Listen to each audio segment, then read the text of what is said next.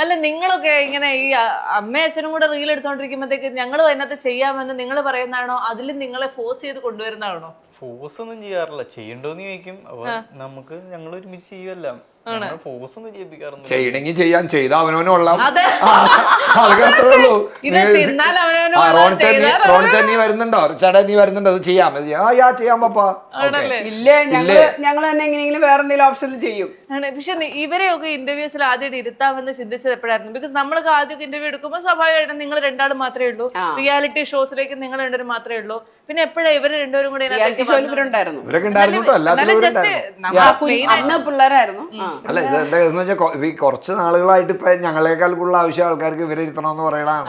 നമ്മളോട് വിളിച്ചിട്ട് ഇങ്ങോട്ട് വിളിച്ചിട്ട് പറയും ഇവരും കൂടെ മക്കളും കൂടെ വേണോട്ടോ എന്ന് പറയും. ആക്ച്വലി ഇപ്പൊ ഇവരുടെ ഡേറ്റ് അനുസരിച്ചാണ് നമ്മൾ ഇന്റർവ്യൂവിൽ എടുക്കുന്നത്. അത് ശരിക്കും പറഞ്ഞതാ, ഇവൻ ഹോസ്റ്റലിലാണ്, ഡേറ്റും കൂടെ കംഫർട്ടബിൾ ആയിട്ട് നോക്കിയിട്ടാണ് ഇപ്പൊ വെക്കണേ. ഞങ്ങള് രണ്ടുപേരും മതിയോന്ന് ചോദിക്കും. എന്റെ മക്കളും കൂടെ വേണം. അതൊക്കെ കേൾക്കുമ്പോ ഞങ്ങൾക്ക് ഒരു തീർച്ചയായിട്ടും ഭയങ്കര സന്തോഷമല്ലേ ആണ്.